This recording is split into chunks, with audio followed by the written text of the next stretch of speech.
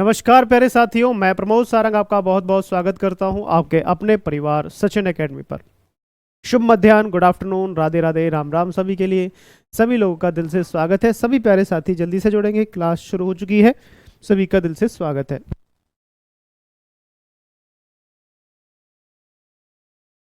ठीक है, सभी लोग जल्दी से जुड़ेंगे।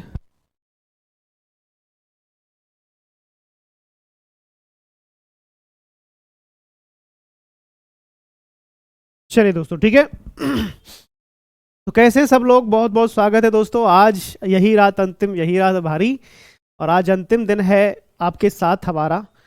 तो बड़े सुकून के साथ पढ़ेंगे आप लोग, और कोशिश करेंगे कि आपको सारी सारी चीज़ें बढ़िया तरीके से समझाई जाएं। ठीक है, तो सभी लोग तैयार हैं? आराम से बैठ जाइएगा बढ़िया तरीके से अपने रजाई गद्दे में, कंबल में, तकिया लेकर चाय पानी, गर्म पानी जो भी लेकर बैठना है बैठ जाइए आराम से। ठीक है, 1.5 घंटे से लगभग ज़्यादा ही क्लास ये चलेगी। और कोशिश करेंगे कि आपको सारे कंटेंट, थोड़ा सा मैं आज और एक्स्ट्रा लेकर आया हूँ, जिससे कि आपको सारी चीज़ें बहुत अच्छे से समझ में आए, जो कुछ अलग अलग टॉपिक्स हैं। ठीक है जी, बहुत बहुत स्वागत है सभी प्यारे प्यारे दोस्तों का। ठीक है, तो पहला वही है, हमारा पैराग्राफ पढ़ेंगे, और पैराग्राफ से यहाँ पर हम लगभग 15 प्रश्नों को करेंगे। दो, एक गद्यांश है, एक पद्यांश है। ठीक है, भाषा एक में गद्यांश और पद्यांश दोनों आते हैं, और जो भाषा दो है उसमें दोनों ही आपके गद्यांश आते हैं। ठीक है। तो जब आप सीटेट का पेपर, तो ये ध्यान रखना कि भाषा एक में आपको कौन सा पेपर भरा है आपने, भाषा दो में आपने कौन सा चुना है, तो आप उसी हिसाब से उसको पेपर को देना। ठीक है, OMR सीट जो होगी उसी में आपको पेपर को आपके भरे हुए विकल्प के अनुसार ही देना है। पेपर में आपका लिखा हुआ आएगा OMR सीट में कि आपका भाषा एक है, भाषा दो क्या है आपका, अपने जो है एडमिट कार्ड में लिखा आएगा ये चीज़। चलिए दोस्तों, वो आगे बताते रहेंगे बाद में।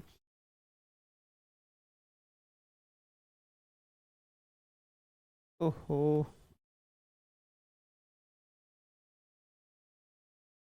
तो प्रश्न 1 से लेकर 9 तक हमें इसी गद्यांश के अनुसार करने हैं दोस्तों। आकाश के तारों में शुक्र का कोई जोड़ नहीं। किसका? शुक्र तारा। शुक्र चंद्र का साथी माना गया है। उसकी आभा प्रभा का वर्णन करने में संसार के कवि थके नहीं हैं शुक्र तारे के लिए। ठीक है, फिर भी नक्षत्र मंडल में कलगी रूप इस तेजस्वी तारे को दुनिया या तो ठीक शाम के समय, बड़े सवेरे, 1-2 घंटे से अधिक देख नहीं पाती। यानी कि तो या तो ठीक शाम के समय देख पाती है, या फिर सुबह थोड़ा सा सूरज उगने से पहले तभी देख पाती है। ठीक है, तो मतलब ये जो तारा है शुक्र तारा, या तो सुबह के समय दिखेगा या शाम के समय दिखेगा, और समय नहीं दिखता है। इसी तरह कौन है दोस्तों? भाई महादेव। ठीक है, भाई महादेव जी आधुनिक भारत की स्वतंत्रता के उषा काल में, उषा काल मतलब सुबह के समय में, अपनी वैसी ही आभा से हमारे आकाश को जगमगा कर ठीक है, तो कोई एक भाई महादेव जी हैं। अब उनका जीवन परिचय एक तरीके से हम यहां पर पढ़ रहे हैं। ठीक है,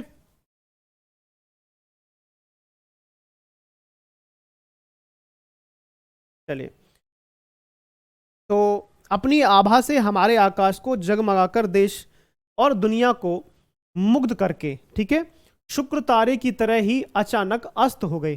कौन? भाई महादेव जी। और शुक्र तारे की तरह जो है जगमगाकर अस्त हो गए। अब ये हैं कौन, इनके बारे में जानते हैं।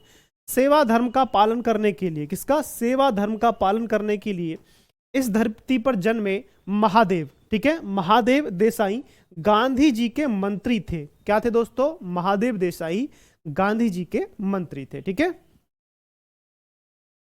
मित्रों के बीच विनोद में, ठीक है, बीच विनोद, विनोद मतलब होता है एक तरीके से मजाक टाइप में कह सकते हैं। ठीक है, मजाक, हंसी मजाक में अपने को गांधी जी का हम्माल, हम्माल का मतलब होता है दोस्तों एक तरीके से हम सेवक कह सकते हैं। ठीक है, सेवक कहने में, और कभी कभी अपना परिचय उनके पीर, बावर्ची, भिश्ती, खर के रूप में देने में वे गौरव का अनुभव किया करते थे। अपना परिचय किस रूप में देते थे?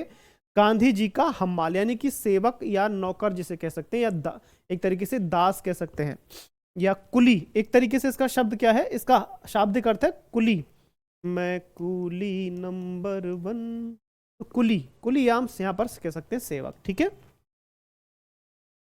गांधी जी का सेवक। गांधी जी के लिए वे पुत्र से भी अधिक थे। किससे? पुत्र से भी अधिक थे, ठीक।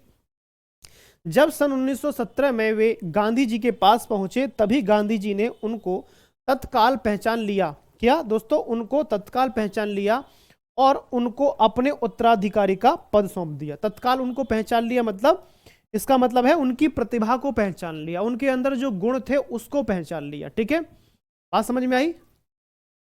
Okay, report. सन 1919 में जलियांवाला बाग के हत्याकांड के दिनों में पंजाब जाते हुए गांधी जी को पलवल स्टेशन पर, कहां पर? पलवल, ये पलवल जो है हरियाणा में पड़ता है, और उत्तर प्रदेश का जो आमोद प्रमोद का भी मतलब हंसी मजाक ही होता है, ठीक है। आमोद प्रमोद विनोद, इसका हर्ष उल्लास, ये सब जो है एक जैसे शब्द हैं, खुशी आनंद उमंग, इस तरीके से, ठीक है। तो पलवल जो स्टेशन है हमारे यहाँ से पास में पड़ता है, जो अपना जेवर है, जेवर एयरपोर्ट बन रहा है ना नोएडा में, जेवर एयरपोर्ट, तो वहां से हरियाणा की तरफ है, बॉर्डर पे। तो पलवल स्टेशन पर गिरफ्तार किया गया था। गांधी जी ने उसी समय महादेव को, जब इनको गिरफ्तार किया गांधी जी को, तो उसी समय महादेव को अपना वारिस कहा था, ठीक है। वारिस मतलब उत्तराधिकारी। सन 1929 में महादेव देश के चारों कोनों में समूचे देश के दुलारे बन चुके थे, ठीक है। कब तक दोस्तों? 1929 में महादेव जी, जो गांधी जी के सेवक थे। इस बीच पंजाब में फौजी शासन के कारण जो कहर बरसाया गया, ठीक है, फौजी शासन के कारण मतलब अंग्रेजी शासन के कारण जो कहर बरसाया गया था, उसका ब्यौरा रोज रोज आने लगा। पंजाब के अधिकतर नेताओं को गिरफ्तार करके फौजी कानून के तहत उम्र कैद की सजाएं देकर काला पानी भेज दिया गया, ठीक है। तो उस समय के जो नेता लोग थे, नेता मतलब जो स्वतंत्रता के लिए लड़ रहे थे, तो उन लोगों को क्या कर दिया गया? फौजी कानून के तहत उम्र कैद की सजा देकर कहां भेज दिया गया? काला पानी सजा। अब काला पानी कहां है आपको पता है? वीर सावरकर जी को जहां पर काला पानी की सजा दी गई थी। और काला पानी जो है एक जेल है, एक प्रकार की जेल, सेलुलर जेल है। उसमें क्या होता है, वो चारों तरफ पानी से घिरी रहती है, वो टापू पर वो जेल बनी हुई है, ठीक है। अब फिलहाल कहाँ है वो अब बताइएगा। तो यहां से प्रश्न बनेगा कि महादेव जी स्वयं के परिचय में किस शब्द का प्रयोग नहीं करते थे। मतलब अगर वो उनसे पूछा जाता था परिचय, तो वो स्वयं के परिचय में किस शब्द का प्रयोग नहीं करते थे? बावर्ची, भिश्ती, हम्माल या पुत्र, किस शब्द का प्रयोग वे अपने परिचय के रूप में नहीं करते थे?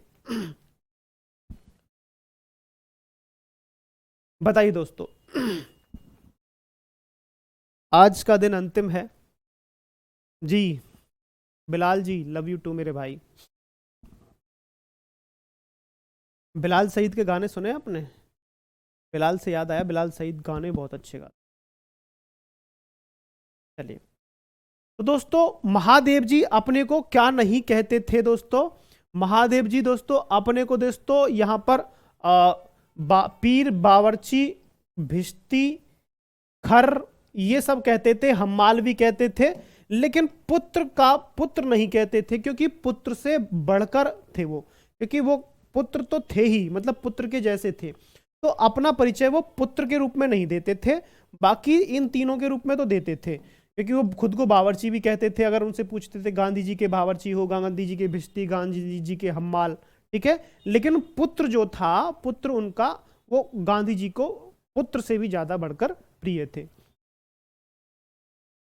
गद्यांश में महादेव जी की तुलना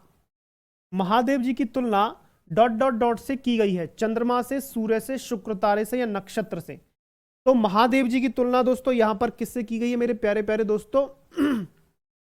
मान के चलिए यहां पर लिखा है कि उसी आभा प्रभा का वर्णन करने में संसार कभी थकी नहीं, फिर भी नक्षत्र में तेजस्वी तारे दुनिया में, ठीक है, ठीक है, ठीक शाम में सवेरे उभरते हैं, नहीं पाता। इसी तरह मतलब जो है ना, ये वाला शुक्र तारा, ठीक है, जो शुक्र तारा है, इसी तरह भाई महादेव जी भी आधुनिक भारत की स्वतंत्रता में, ठीक है। तो यहां पर महादेव जी जो है ये किससे तुलना की गई है? इनकी शुक्र तारे से दोस्तों। किससे तुलना की गई है प्यारे दोस्तों? शुक्र तारे से, ठीक है, शुक्र तारे से इनकी यहां पर तुलना की गई है, ठीक है। ओके रिपोर्ट है। चलिए, गांधी जी ने उनको तत्काल पहचान लिया, तो मतलब यहां वाक्य आया था ना गांधी जी ने उनको तत्काल पहचान लिया, यहां पर एक कथन आया था दोस्तों, ठीक है, ठीक है, यहां तक कि 1900 गांधी जी के पास आए जब 1917 में, तभी गांधी जी ने उनको तत्काल पहचान लिया और उनको अपने उत्तराधिकारी का पद सौंप दिया। मतलब तत्काल पहचानने का मतलब जो है दोस्तों यहां पर क्या है, उनके गुणों को पहचान लिया, उनके अंदर जो प्रतिभा थी उनको पहचान लिया, ठीक है। तो महादेव जी की लेखनी को पहचाना, महादेव जी की खूबियों को पहचाना, महादेव जी की पुरानी मित्रता को पहचाना, महादेव जी के स्नेहिल व्यवहार को पहचाना। किसको यहां पर गांधी जी ने पहचान लिया था और अपना उत्तराधिकारी घोषित उन्हें कर दिया था। बताइए दोस्तों,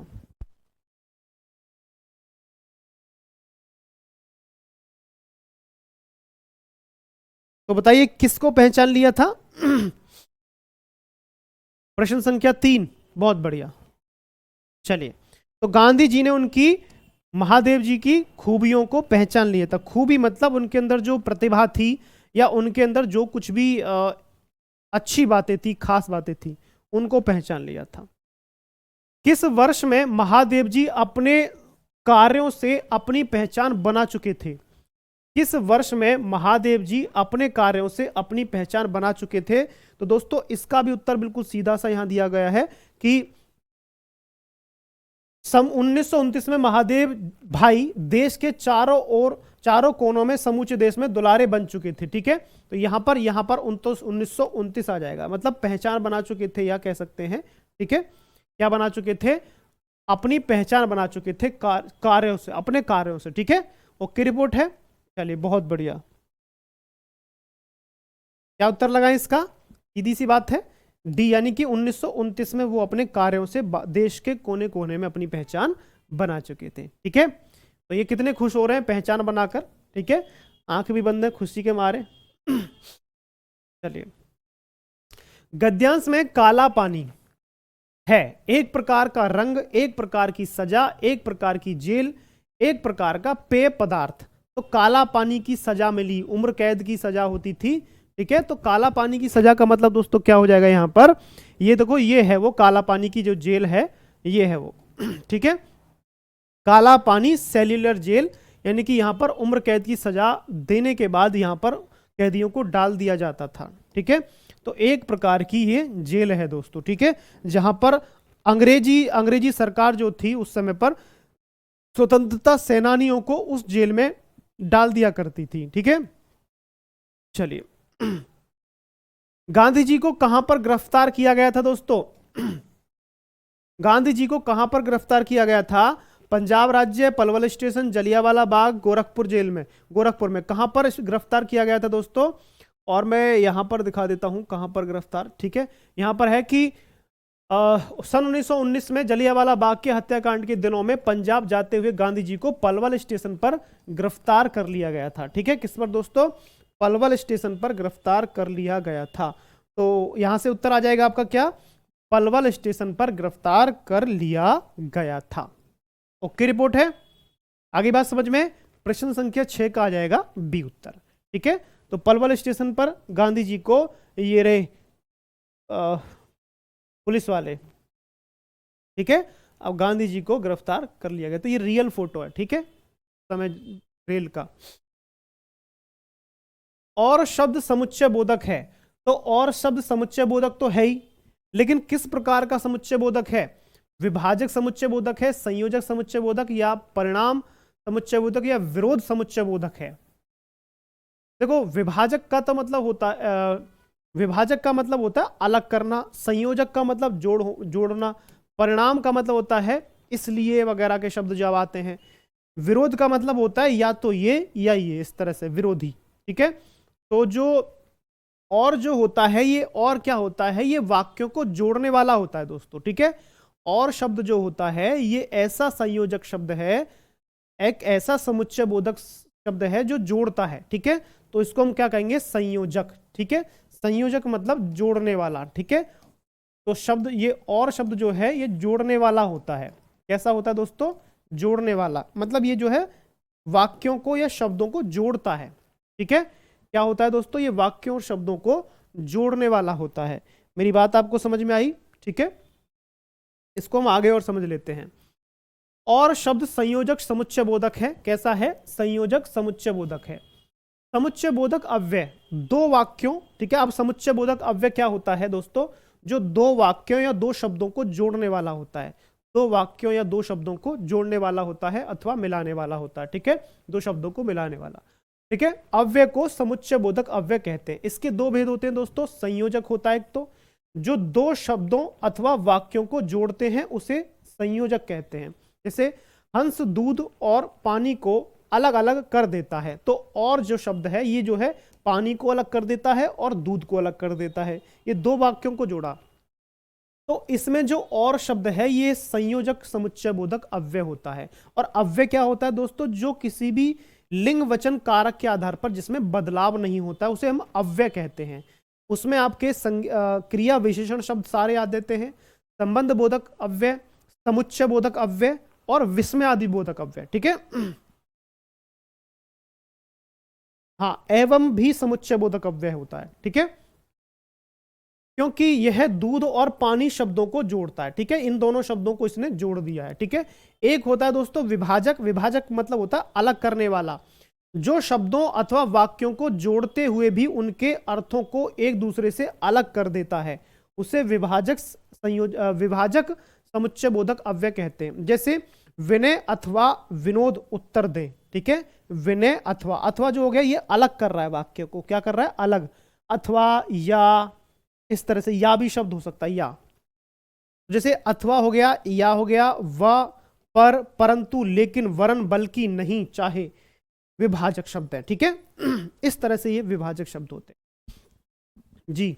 मोहम्मद आलम जी, लव यू टू मेरे भाई। चलिए आगे बढ़ते हैं। हाँ जी, अब एक खास बात है आपके लिए दोस्तों, ये आपकी जो मैराथन है आज शाम 5 बजे होगी दोस्तों। ठीक है, आज शाम 5 बजे, ठीक है, यूट्यूब पर होगी दोस्तों ये आपकी। इसमें क्या होगा? आपका एसएसटी की मैराथन है। एसएसटी यानी कि सेकंड पेपर की मैराथन है। इसमें एनसीईआरटी के प्लस पीवाईक्यूज होंगे जो प्रीवियस ईयर क्वेश्चन पेपर आए हैं, और पेडागोजी। तो एनसीईआरटी को कौन पढ़ाएगा दोस्तों? इसमें एसएसटी को पढ़ाएगा आपके अमित सर पढ़ाएंगे और वीरेंद्र सर पढ़ाएंगे। ठीक है, और जो पेडागोजी होगी वो आपके सचिन सर पढ़ाएंगे। यहाँ पर मैराथन होगी एसएसटी की। ठीक है, क्या होगी? एसएसटी की मैराथन होगी, जिसमें शाम को 5 बजे आपको सभी को आना है हर हालत में। अमित सर और वीरेंद्र सर आपको एसएसटी, जो टोटल एसएसटी है वो पढ़ाएंगे कंटेंट वाला, और सचिन सर आपको एसएसटी की पेडागोजी पढ़ाएंगे इसके अंदर। ठीक है, तो सभी को हर हालत में आना है शाम को 5 बजे, और ये मैराथन है एसएसटी की आप। ठीक है, तो टारगेट आपका सीटेट है ही। ठीक है, बात समझ में आ गई? चलिए, इसको मैं बाद में भी बता दूंगा एक बार और। तो दोस्तों यहां पर अगला प्रश्न है कि कानून के तहत, तो कहते हैं ना दफा 302 के तहत सजाए मौत मुवक्किल की जाती है। तो कानून के तहत का मतलब क्या है? यहां पर कानून के अंतर्गत, कानून की भाषा, कानून दावपेच, कानूनी दावपेच, या कानून की धारा। तो कानून के तहत का मतलब क्या हो जाएगा? बहुत मिस करोगे सैफ मेरे भाई। अरे यार रोलाओ मत यार, मैं तो बड़े मन से पढ़ा रहा हूँ। अभी मेरे मन में वो चीज़ है ही नहीं जा रही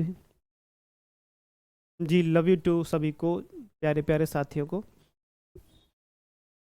चलिए, तो कानून के अंतर्गत देखो, ध्यान से समझो, तहत का मतलब होता है, तहत का मतलब होता है अंतर्गत। ठीक है, तहत का मतलब होता है दोस्तों अंतर्गत। इसमें आया ना वाक्य के जो है, कानून के तहत उनको उम्र कैद की सजा देकर काला पानी की सजा, जो है काला पानी छोड़ दिया जाता था। तो कानून का तहत का मतलब हो गया कानून के अंतर्गत रखते हुए। तो धारा जो उस समय पर अनुच्छेद जो भी मतलब उनके कानून बने हुए थे, उन कानून के अंदर रहकर उनको वो वाली सजा दी गई थी। तो डी नहीं होगा दोस्तों, ध्यान से थोड़ा धारा मत लगाइए, कानून की धारा नहीं, कानून के तहत का मतलब है कानून के अंतर्गत। ठीक है, कानून के अंतर्गत, डी उत्तर मत लगाओ, गड़बड़ हो गया, गलत हो गया आपका। चलो, विशेषण विशेष्य का संबंध है। इनमें विशेषण विशेष्य मैंने बताया, कल भी बताया, विशेषण विशेष्य उससे पहले भी बताया था। तो आभा, प्रभा, तेजस्वी तारे, शुक्र, चांद, पलवल स्टेशन। तो दोस्तों इनमें कौन सा शब्द का जोड़ा, शब्द युग्म, युग्म मतलब जोड़ा, कौन सा शब्द का जोड़ा विशेषण विशेष्य का उदाहरण है? दोस्तों पलवल स्टेशन केवल एक संज्ञा है, ठीक है, केवल एक संज्ञा है। शुक्र, चांद ये दोनों अलग अलग संज्ञा हैं, ठीक है। तो हालांकि ये पलवल जो है ये व्यक्तिवाचक संज्ञा, ये जातिवाचक संज्ञा है। स्टेशन क्योंकि बहुत सारे होते हैं, पलवल एक ही जगह है तो केवल एक जो है ये व्यक्तिवाचक संज्ञा हो जाएगी, ठीक है। शुक्र, चांद ये अलग अलग व्यक्तिवाचक संज्ञा है। आभा, प्रभा ये एक प्रकार से आपके केवल विशेषण हो जाएंगे, केवल विशेषण हो जाएंगे दोनों, ठीक है।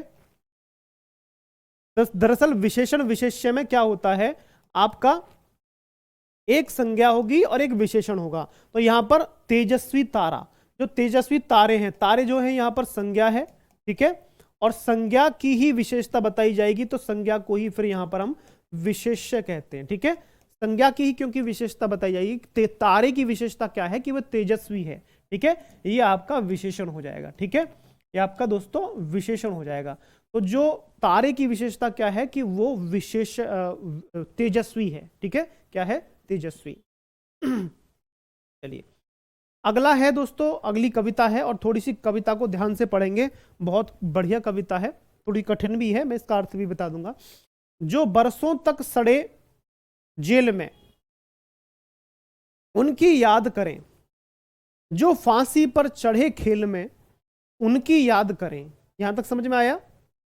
बलिदानों की बेला आई, बेला मतलब समय, बलिदानों का समय आया, लोकतंत्र दे रहा दुहाई, लोकतंत्र दे रहा दुहाई मतलब लोकतंत्र अपील कर रहा है, मतलब आम जनता, ठीक है।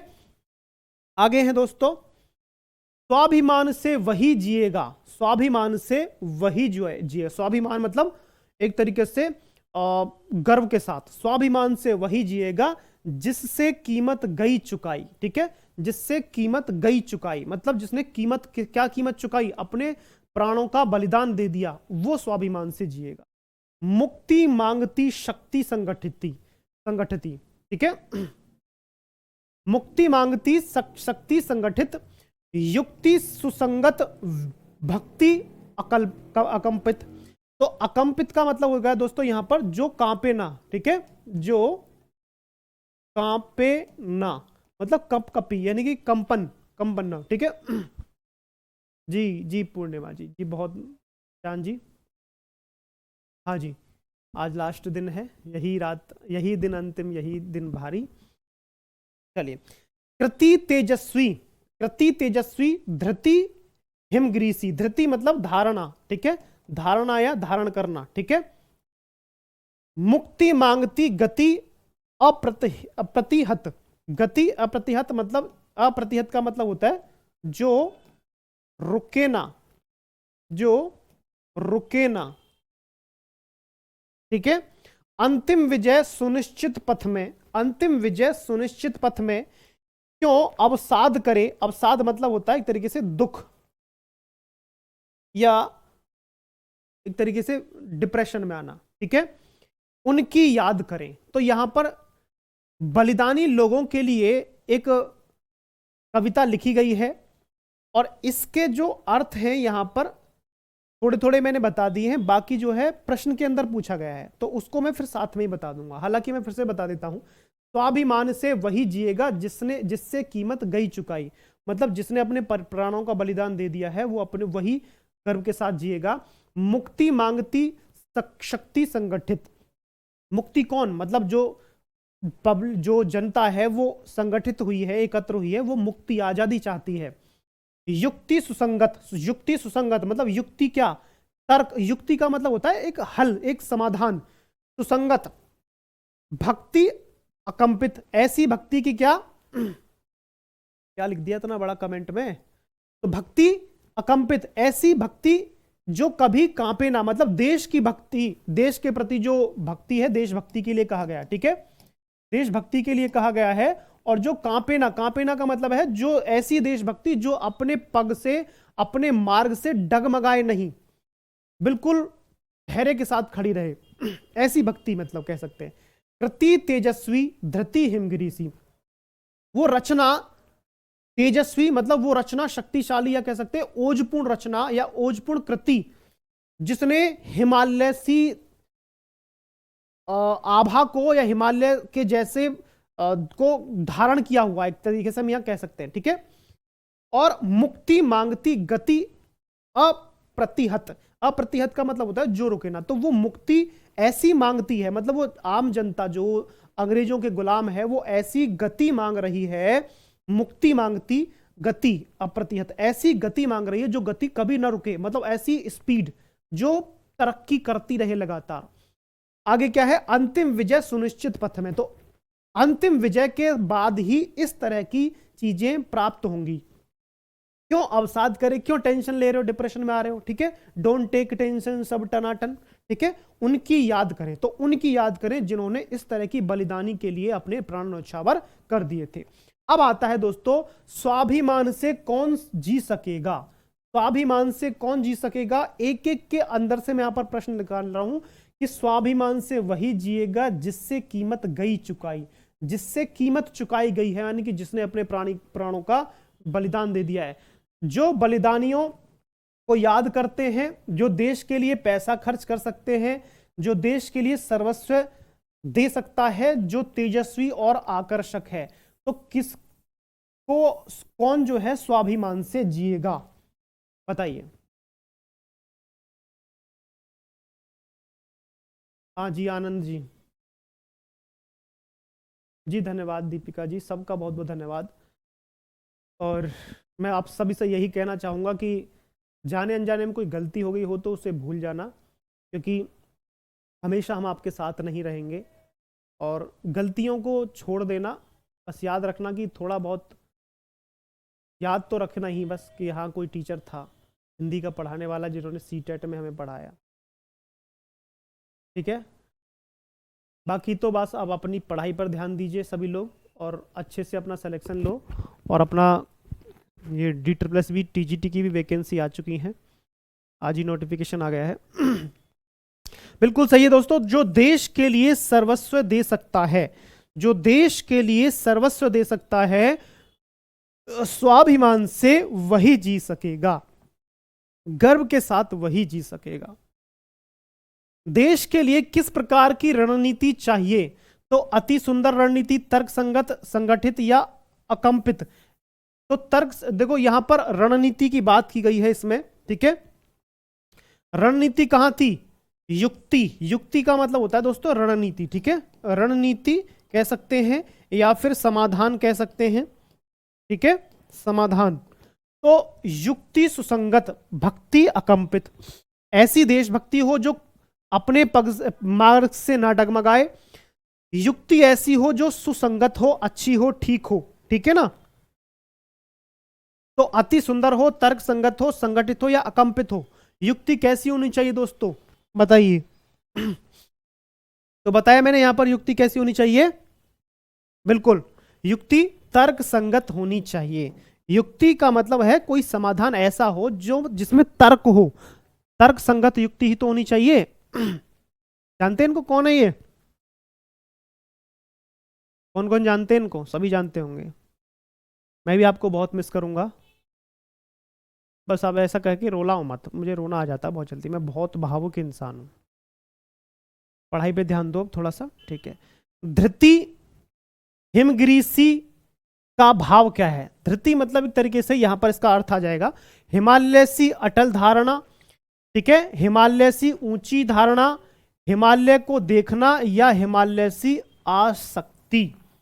तो धृति हिमगिरी सी का भाव क्या है, अभी मैंने इसमें पैराग्राफ के अंदर बताया है, आपका अभी आपको पैराग्राफ के अंदर बताया था दोस्तों यहां पर, ठीक है। धृति हिमगिरीसी, ठीक है, धृति का मतलब क्या हो जाता है, अभी बताया, अब आप बताइए कि यहां पर क्या है। हिमालय कैसा है, हिमालय कैसा है दोस्तों, ऊंचा है, ठीक है, हिमालय बहुत ऊंचा है, तो हिमालय के जितना ऊंचा, ऐसी हमारे अंदर एक तरीके से सोच होनी चाहिए, ऐसा भाव होना चाहिए जो हिमालय सा ऊंचा हो, ठीक है, हिमालय सी ऊंची धारणा, ऐसी हमारा ऐसा भाव, ऐसी धारणा, ऐसा मन, ऐसा विचार हमारा होना चाहिए, ठीक है। आगे बढ़ते हैं। गति अप्रतिहत से तात्पर्य है, गति अप्रतिहत अभी मैंने बताया था। तो कैसी गति, देखो यहां को ये कौन भाग रहा है, स्कूल से ऐसे कौन भागता था, आप में से बताओ, ऐसे कौन भागता था स्कूल से, भाई साहब छुट्टी हुई और क्लास से 3-4। बाधा रहित गति, तीव्र गति, मंद गति, प्रतिपल गति। तो कौन सी गति अप्रतिहत होती है, हिंदी में इसका मतलब सरल भाषा में अगर शब्द कहें, होता ना बस घंटा बजा स्कूल का और भाई साहब छुट्टी शू, जैसे फ्लैश की तरह, फ्लैश शू, गोली चोट जिसे बोलते हैं, गोली चोट, ठीक है, गांव में बोलते गोली चोट गया, 9-2-11। बाधा रहित गति, तो ऐसी अप्रतिहत का मैंने बताया था, बाधा रहित जिसे रोका ना जा सके, ठीक है, बाधा रहित, ठीक। चलिए, पद्यांश के अनुसार बलिदान से ही स्वतंत्रता का लक्ष्य संभवतः प्राप्त होगा, अवश्य प्राप्त होगा, प्राप्त नहीं होगा, देर से प्राप्त होगा। तो बलिदान के बाद, तो बलिदान से ही, देखो यहां पर समझो, बलिदान से ही, ये आपका निपात लगा हुआ, क्या लगा हुआ है, ये निपात, यानी कि निपात का मतलब किसी वाक्य में बल डालने के लिए, प्रेशर बनाने के लिए, प्रभाव डालने के लिए इस निपात शब्द का प्रयोग किया जाता है। निपात, ठीक है, अव्यय का प्रयोग किया जाता है, ये अव्यय होता है, ठीक है। तो जब कहा गया कि ही का मतलब होगा अवश्य, ही का मतलब अगर ही जुड़ गया तो समझिए अवश्य की बात आ गई, ठीक है। तो मैं ही जाऊंगा, इतना, अब जैसे शादी का सीजन आ रहा है, मैंने कपड़े खरीद लिए, अब मैं ही जाऊंगा दावत खाने, मैं ही जाऊंगा, अवश्य जाऊंगा, बिल्कुल जाऊंगा, तो अवश्य प्राप्त होगा, ठीक है। क्या होगा दोस्तों, बलिदान से ही स्वतंत्रता का लक्ष्य अवश्य प्राप्त होगा, ठीक है। ही का मतलब हो जाएगा अवश्य। अब जब ही लगा दिया तो संभवतः नहीं होगा, शायद अगर लगे, शायद संभवतः तो हो सकता है, ही जब जोड़ दिया तो अवश्य माना जाएगा इसका मतलब, ठीक है। चलिए भाई आगे बढ़ते हैं। राजगुरु सुखदेव भगत सिंह, ठीक है, चंद्रशेखर आजाद जी खड़े हैं, चलो आगे। संगठित में प्रत्यय कौन सा है दोस्तों, ठीक है, संगठित में प्रत्यय, ये जो संगठित शब्द है ये संगठन से बना है, ठीक है। इसमें कौन सा प्रत्यय जोड़े, ठत, त, ठित या इत,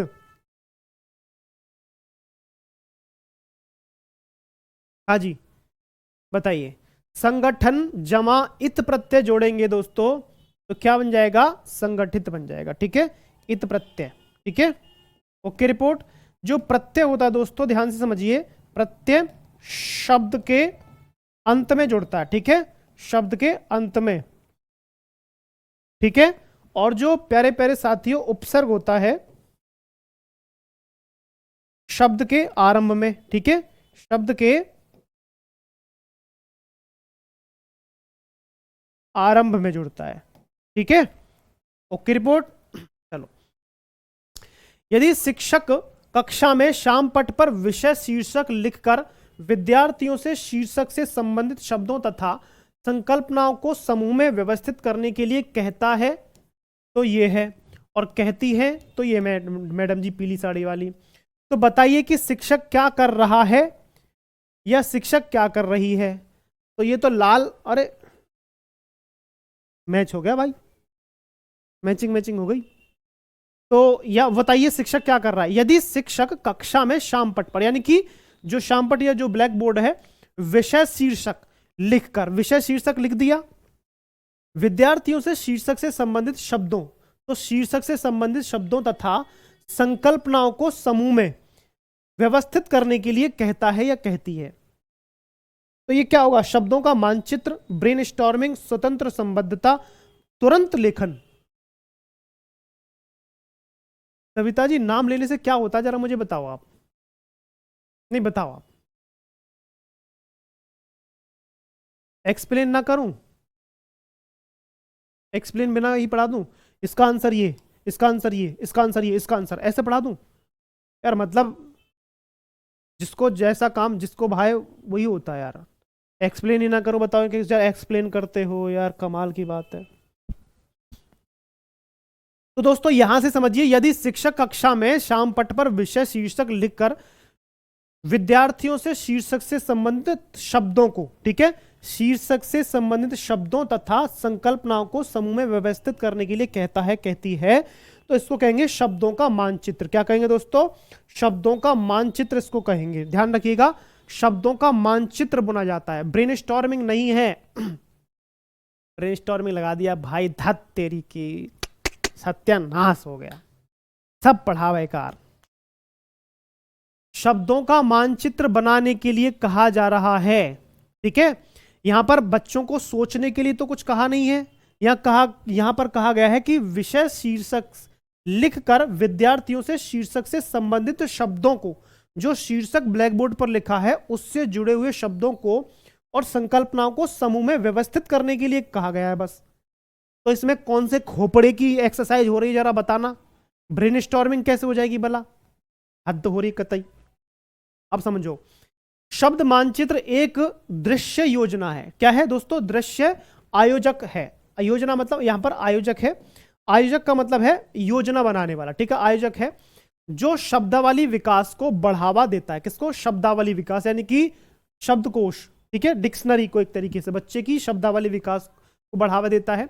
अधिकांश शब्द मानचित्र आयोजक छात्रों को किसी दिए गए शब्दावली शब्द, ठीक है, या अवधारणा के लिए परिभाषा, अवधारणा के लिए परिभाषा मतलब वहां पर जो शीर्षक लिखा गया है, शीर्षक लिखा गया था ना, ये जो लिखा गया था विषय शीर्षक, ठीक है, तो शीर्षक से संबंधित शब्दों को, तो अवधारणा के लिए परिभाषा हो सकती है, समानार्थक शब्द भी हो सकते हैं, इसमें विलोम शब्द, और एक चित्र विकसित करने में संलग्न करते हैं।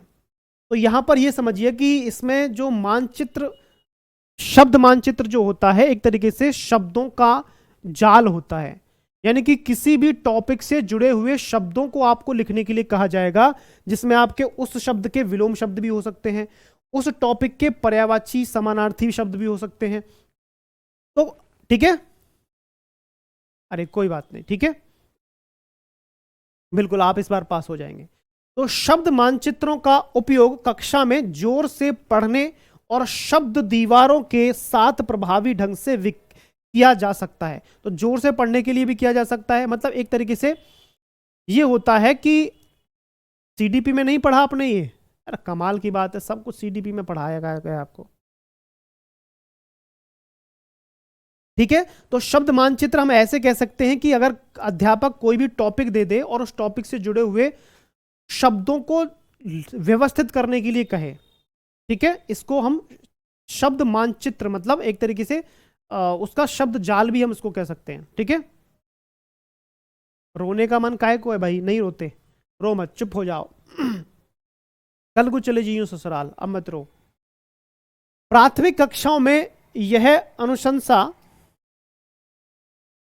प्राथमिक कक्षाओं में यह अनुशंसा की जाती है कि बच्चों को उनकी मातृभाषा में पढ़ाया जाए, क्योंकि यह बच्चों को विषय सामग्री अच्छी तरह से समझाने के लिए जो है समझने में सक्षम बनाती है। यह क्षेत्रीय भाषाओं को बढ़ावा देना है। इस भाषा में पढ़ाना आसान होता है। यह कक्षा को सुचारू रूप से चलाने में मदद करती है। तो अगर कहा जाए कि प्राथमिक कक्षाओं में यह अनुशंसा, मतलब यह एक तरीके से बात लागू की जाती है कि बच्चों को उनकी मातृभाषा में ही पढ़ाया जाए। तो यह बात जब लागू की जाती है तो इसका मतलब क्या है? जी, हम भी आपको बहुत मिस करेंगे। कि शरारती बच्चे थे, बहती हवा सा था वो, उड़ती पतंग सा था वो, कहाँ गया उसे ढूंढो। तो दोस्तों प्राथमिक कक्षाओं में यह अनुशंसा का मतलब यह एक बात लागू की जाती है कि उनको उन्हीं की मातृभाषा में ही पढ़ाया जाए। तो इसका यह उद्देश्य है क्योंकि यह बच्चों को विषय सामग्री अच्छी तरह से समझने में सक्षम बनाती है। क्या समझने में? जो विषय सामग्री जो पढ़ाया जा रहा है, ठीक है, जो पढ़ाया जा रहा है, ठीक है, उस पढ़ाए हुए को समझने में, अच्छी तरह से समझने में सक्षम बनाती है। उनको योग्य बनाती है कि वो बच्चे उस कंटेंट को, उस विषय सामग्री को, उस पठन सामग्री को अच्छे से समझ सकें, पढ़ सकें। ठीक है भाई, कोई उत्तर बी लगा रहा है, मतलब ये तो कमाल की बात हो गई कि क्षेत्रीय भाषाओं को बढ़ावा देने का क्या मतलब है स्कूल में। क्षेत्रीय भाषाओं को बढ़ावा देने का कोई सिद्धांत नहीं होता है स्कूल में। बस ये समझना, यह ध्यान रखिए कि केंद्र में बच्चा रहता है और बच्चे के समझ में हर चीज तरीके से आए। कोई भी ऐसी तरीका जो बच्चे को समझाए वो वहां पर लागू होगा। क्षेत्रीय भाषाओं को बढ़ावा देने का क्या मतलब है, नहीं ना। चलिए, प्राथमिक कक्षाओं में यह अनुशंसा की जाती है कि बच्चों को उनकी मातृभाषा में पढ़ाया जाए, क्योंकि यह बच्चों को विषय सामग्री अच्छी तरह से समझने में सक्षम बनाती है। बात ठीक है। तो एनसीएफ 2005 के अनुसार प्राथमिक स्तर पर भाषा का माध्यम मातृभाषा में होना चाहिए। तो एनसीएफ 2005 की कई सारी मतलब लगभग ज्यादातर सारी चीजें जो थी 2005 के अनुसार ही थी। 2000 अब की जो नई शिक्षा नीति आई थी, तो नई शिक्षा नीति में 5वीं क्लास तक मातृभाषा होनी चाहिए यानी कि प्राथमिक शिक्षा। स्थानीय क्षेत्रीय भाषा में पढ़ाई का माध्यम रखने की बात कही गई है। इसे क्लास 8 या उससे आगे भी बढ़ाया जा सकता है। ठीक है, विदेशी भाषाओं की पढ़ाई सेकेंडरी लेवल से, ठीक है, होगी। हालांकि नई शिक्षा नीति में यह भी कहा गया है कि किसी भी भाषा को थोपा नहीं जाएगा, मतलब जबरन जबरदस्ती नहीं पढ़ाया जाएगा किसी भी भाषा को। ठीक है लक्ष्मी जी, मैं क्या बताऊं, यूट्यूब पर मुझको नहीं, मुझे नजर लग जाएगी यूट्यूब पर, बात ही खत्म।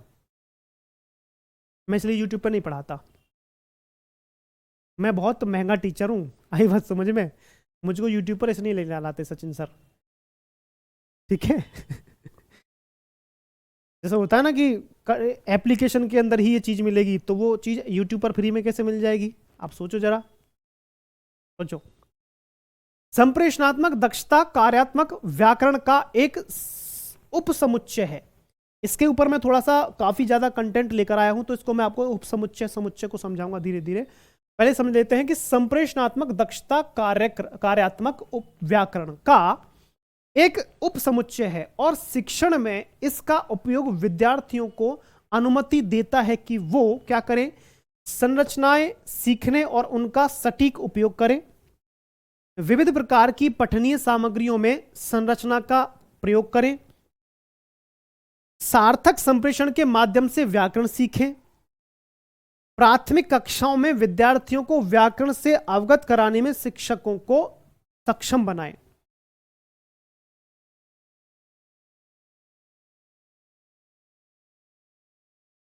हाँ जी देवी जी, ये पेडागोजी चल रही है, पूरी कथा कहानी खत्म हो गई।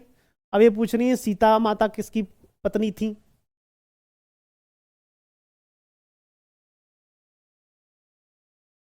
आशीर्वाद, आशीर्वाद, आशीर्वाद, अच्छा चलो आशीर्वाद भी मिल देंगे आपको, चिंता ना करो।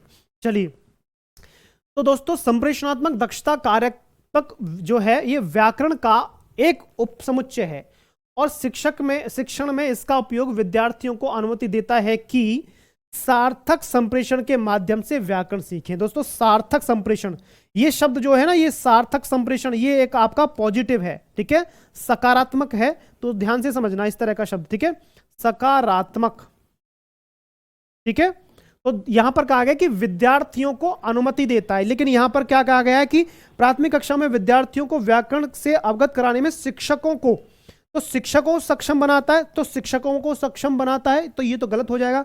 और जबकि यहां पूछा गया कि विद्यार्थियों को अनुमति देता है, तो ये वाला तो गलत होगा।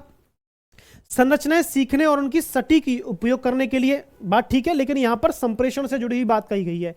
विविध प्रकार की पठनीय सामग्रियों में संरचना का प्रयोग, तो विविध प्रकार की पठनीय सामग्री से, तो बात ठीक है, यहां पर बात ये भी ठीक है दोनों, लेकिन बात यहां क्या है कि संप्रेषण दक्षता में, ठीक है। अब देख लेते हैं कि समुच्चय और उपसमुच्चय होता क्या है, ठीक है।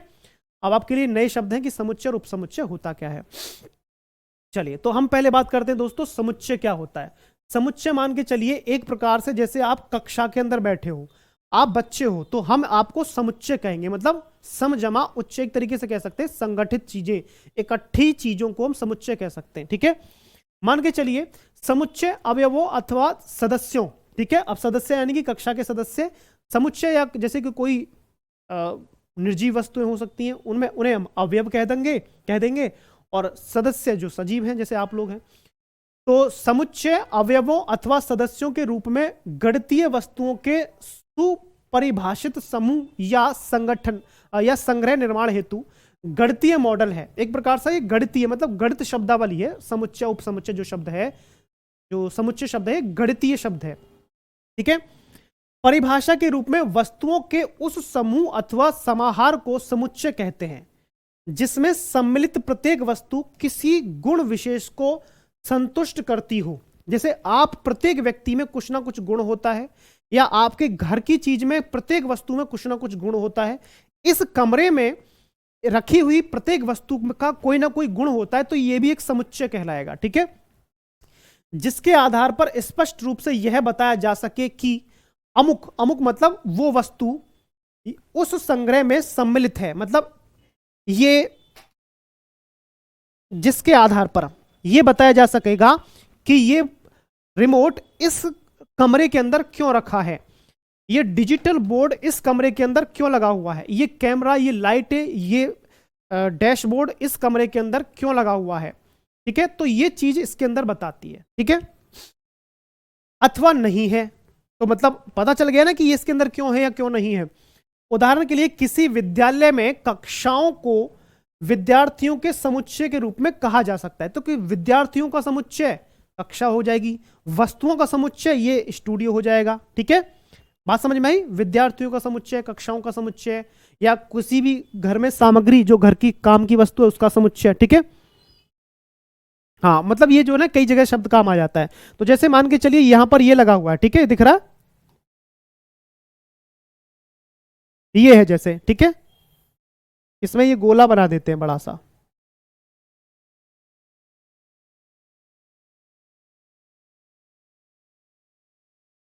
ये गोला बना हुआ है, ठीक है। हो जा बड़ा, ठीक है, ये गोला बना हुआ है और इस गोले में दोस्तों ये वस्तुएं अलग अलग प्रकार की रखी होती हैं। तो ये वस्तुओं का समुच्चय कहलाता है, ठीक है। अब समुच्चय समझ में आ गया, मतलब एक तरीके से इकट्ठी चीजों का कोई संग्रह कह सकते हैं, ठीक है। अब उपसमुच्चय क्या होता है, ठीक है। उपसमुच्चय समझ लेते हैं। यदि कोई दो समुच्चय, यानी कि ये एक समुच्चय ये हो गया और एक समुच्चय और कोई दूसरा, तो यदि कोई दो समुच्चय, ठीक है, तो यदि कोई दो समुच्चय ऐसे हो कि एक का प्रत्येक अवयव दूसरे का भी अवयव हो, ठीक है। जैसे मान के चलिए इस तरह से बेनारेख बनाते हैं ना, बेनारेख, तो इसका जैसे ए बी, ठीक है, और ये सी हो गया, तो यहां पर क्या हो जाएगा, ये जो बी है ये उपसमुच्चय कहलाएगा। मतलब दोनों का कॉमन, दोनों का कॉमन। तो एक का प्रत्येक अवयव दूसरे का भी अवयव हो सकता है, ठीक है। तो अवयव दूसरे का भी अवयव हो सकता है, ठीक है। प्रथम समुच्चय को द्वितीय समुच्चय का उपसमुच्चय कहते हैं। तो प्रथम समुच्चय को द्वितीय उपसमुच्चय का द्वितीय समुच्चय का उपसमुच्चय कहेंगे। मतलब उपभाग, एक तरीके से उप ग्रुप कह सकते हैं, ठीक है। तो मतलब ये जो है इसका उपसमुच्चय हो जाएगा, क्योंकि ये भी एक संगठन है किसी चीज का, ये भी एक गोला है और ये भी एक गोला है और ये गोला है, ये इसका उपसमुच्चय है और ये इसका उपसमुच्चय हो जाएगा, ठीक है। या सब सेट कह सकते हैं इसे इस तरह से, मतलब उल्टी सी और इस तरीके से ये मतलब थोड़ा सा सी से थोड़ा बड़ा सा होता है, तो इससे प्रदर्शित करते हैं, ठीक है, से निरूपित किया जाता है। उदाहरण के लिए यदि समुच्चय ए, ठीक है, तो समुच्चय ए का प्रत्येक अव्यय बी का भी अव्यय है, तो प्रत्येक मतलब इसका प्रत्येक अव्यय इस बी का भी अव्यय होगा, क्योंकि ये जो है इसके अंदर रखा हुआ है, तो इसका पूरा भाग इसके अंदर आया हुआ है, तो ये जो है इसका उपसमुच्चय कहलाएगा, ठीक है। तो इसे ए समुच्चय बी से निरूपित करते हैं, ठीक है, और ए उपसमुच्चय है बी का, ठीक है। तो ए उपसमुच्चय है इसका बी का, ठीक है। पढ़ते हैं, एवं बी को ए का अधिसमुच्चय कहते हैं। क्या कह सकते हैं, बी को ए का अधिसमुच्चय, ये अधिसमुच्चय और ये उपसमुच्चय, मतलब छोटा भाग कह सकते हैं। चलिए, वेन आरेख द्वारा उपसमुच्चय का निरूपण यहां अ और आ दोनों ई के उपसमुच्चय हैं, मतलब ये दोनों इसके उपसमुच्चय हो जाएंगे, ये इसका उपसमुच्चय हो जाएगा, ठीक है। चलिए आगे, और अब थोड़ा सा इसको और डिटेल में समझ लेते हैं कि अभी उपसमुच्चय जो हम पढ़ रहे थे, ठीक है। तो संप्रेषणात्मक दक्षता कार्यात्मक व्याकरण का एक उपसमुच्चय है, ठीक है। संप्रेषणात्मक दक्षता कार्यात्मक व्याकरण का एक जो है उपसमुच्चय। तो संप्रेषणात्मक दक्षता यानी कि कम्युनिकेशन स्किल जो होता है, आपका वार्तालाप करने का या बात करने का जो एक दायरा है, वो क्या है? कार्यात्मक व्याकरण का एक छोटा भाग है। कार्यात्मक व्याकरण मतलब एक क्रिएटिविटी, जो आपके अंदर व्याकरण की क्रिएटिविटी होती है। अच्छा, चलिए कोई बात नहीं। और शिक्षण में इसका उपयोग विद्यार्थियों को सार्थक संप्रेषणात्मक के माध्यम से व्याकरण सीखने की अनुमति देता है। किससे दोस्तों? सार्थक रूप से, ठीक है। सार्थक संप्रेषणात्मक के माध्यम से व्याकरण सीखने की अनुमति देता है, ठीक है। संप्रेषण एक ऐसी कला है जिसके अंतर्गत चारों विचारों, सूचनाओं, संदेशों एवं सुझावों का आदान प्रदान होता है, ठीक है। थियो हे मैन के अनुसार, ठीक है, एक भाषा विज्ञान थे, थियो हे मैन के अनुसार संप्रेषण एक व्यक्ति द्वारा दूसरे व्यक्ति को सूचना देने समझने की क्रिया है, ठीक है। अब संप्रेषण दोस्तों यहां पर दिख रहा होगा, एक तो है शाब्दिक संप्रेषण, एक है अशाब्दिक, ठीक है। अशाब्दिक। अब अशाब्दिक क्या है दोस्तों और शाब्दिक क्या है, बताएंगे मुझे जरा। शाब्दिक, शाब्दिक का मतलब होगा शब्द के माध्यम से संप्रेषण, जैसे मैं बोल रहा हूं, शाब्दिक हो गया। अब इसमें एक मौखिक होता है, ठीक है, एक मौखिक होता है दोस्तों, और एक होता है लिखित, ठीक है। ये लिखित हो गया, एक मौखिक हो गया, ठीक है। जैसे मैं शाब्दिक संप्रेषण कर रहा हूं, मैं कैसा कर रहा हूं दोस्तों? शाब्दिक संप्रेषण। आप शाब्दिक और अशाब्दिक दोनों संप्रेषण कर रहे हो, ठीक है। मैं हालांकि मैं ये शाब्दिक अशाब्दिक दोनों ही कर रहा हूं, तो यहां पर मैं मौखिक भी कर रहा हूं और लिखित भी कर रहा हूं, लेकिन आप मौखिक नहीं कर रहे हो, आप कैसे कर रहे हो? अशाब्दिक भी कर रहे हो। कैसे? जैसे लिखित भी मैं कर रहा हूं, आप लिखित भी कर रहे हो, ठीक है, आप लिखित संप्रेषण कर रहे हो। लेकिन अशाब्दिक में क्या आता है? वाणी संकेत, ठीक है, वाणी संकेत एक तरीके से। फिर है दोस्तों चक्षु, चक्षु संपर्क। चक्षु संपर्क मतलब ऐसे कहते हैं ना, घर में इशारा वशारा करके, मतलब पापा कहाँ है, इशारे करके। चक्षु संपर्क हो गया। मुख मुद्राएं है करके, मुख मुद्राएं, ठीक है। स्पर्श संपर्क, ठीक है। स्पर्श, स्पर्श संपर्क कैसे हो जाएगा? स्पर्श संपर्क कैसे हो जाएगा?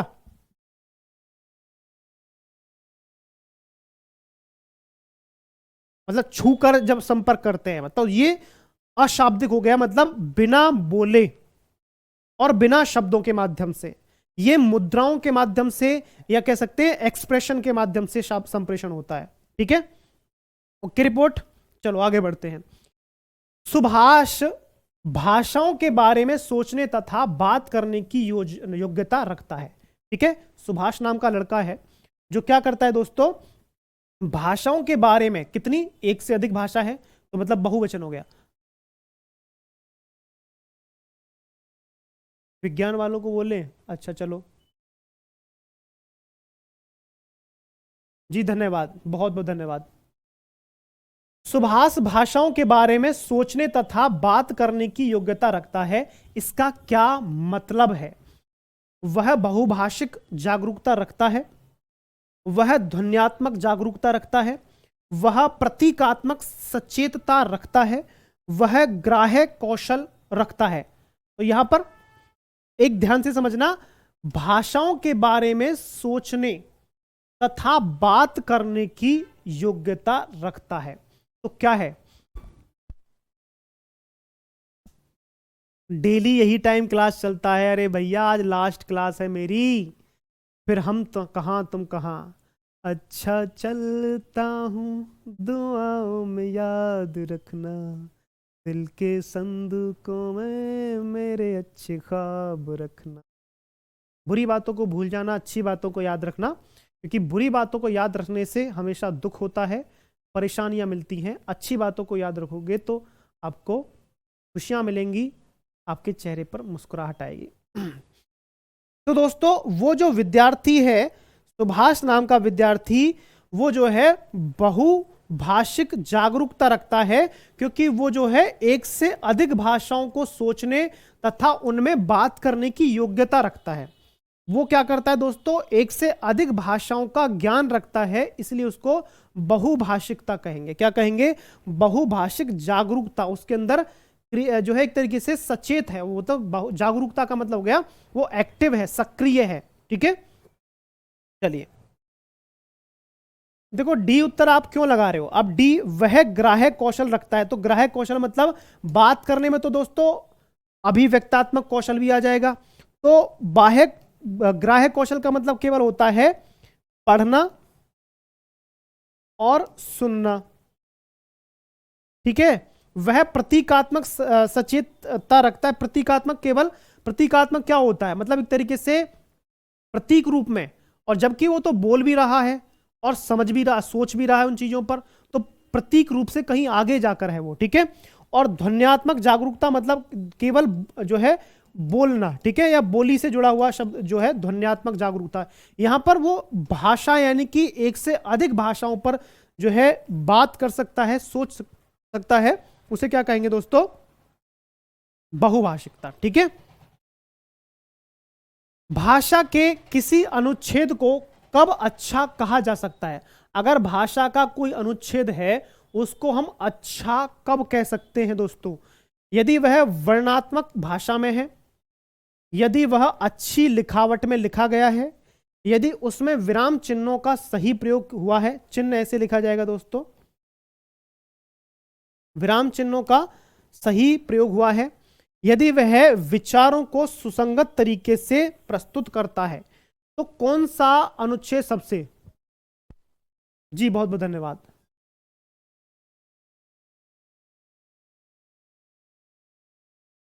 जी, और पेपर में ध्यान रखना दोस्तों, गलती मत करना। पेपर में गलती हो गई तो फिर बहुत गड़बड़ हो जाएगी। आपने जो आपके एडमिट कार्ड में भाषा होगी उसी हिसाब से भाषा लेना।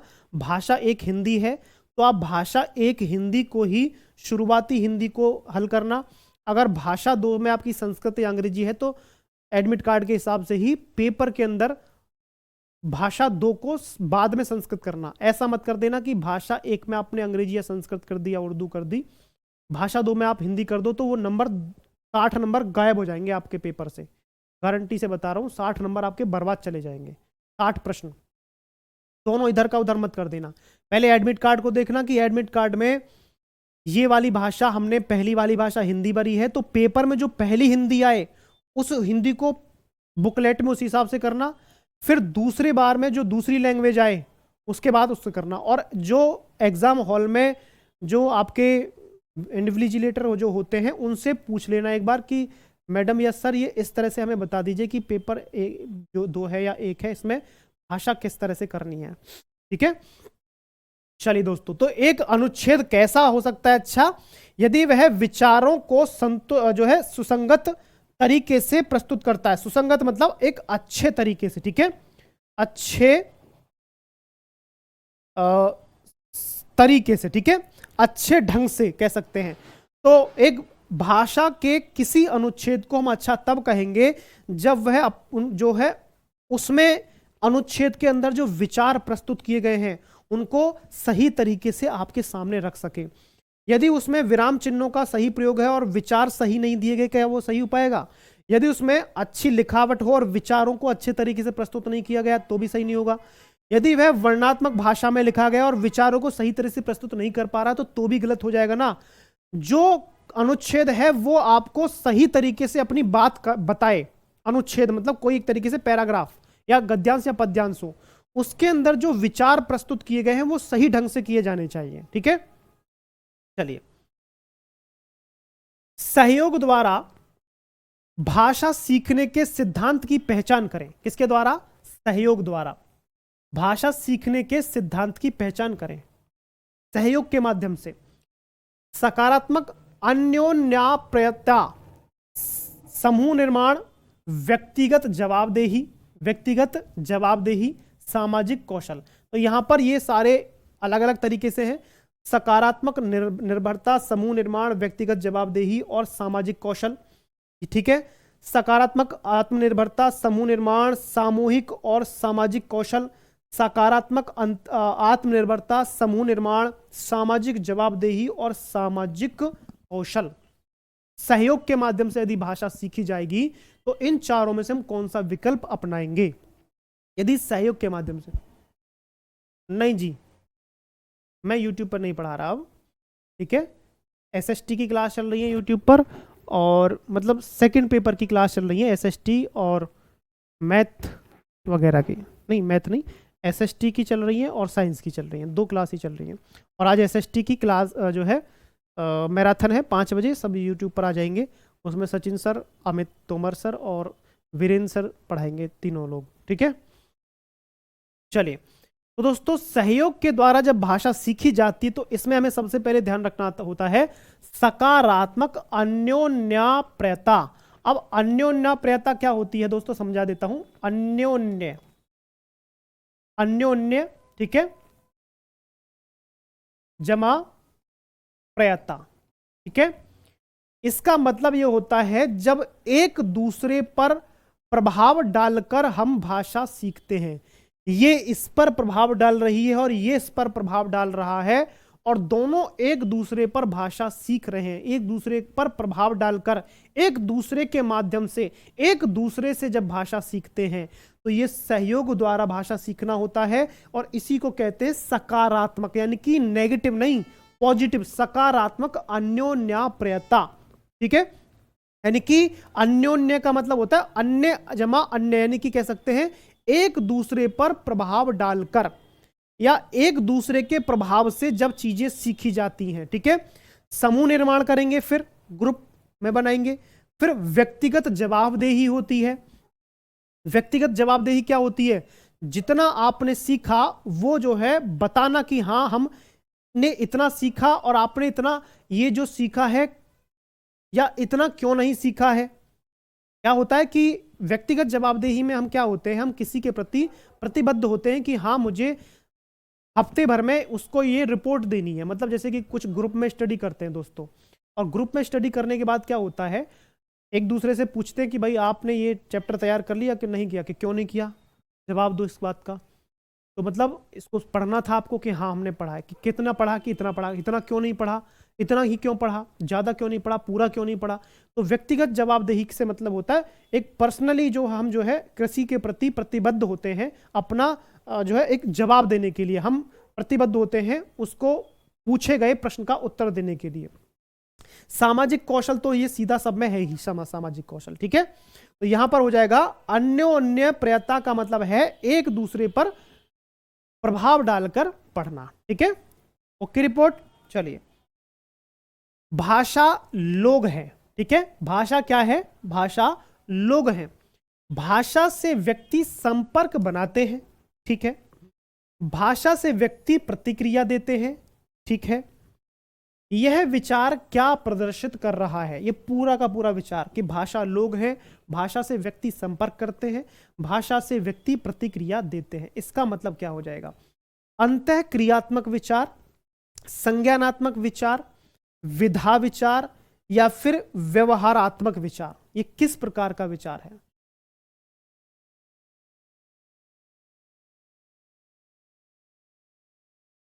चलिए, बिल्कुल अच्छे हैं आप लोग। कैसे हैं? और उम्मीद करता हूं सब लोग अच्छे होंगे, स्वस्थ होंगे।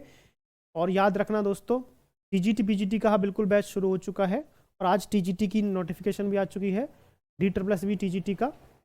हो सकता है आपका मार्च अप्रैल में पेपर भी हो जाए उसका, ठीक है।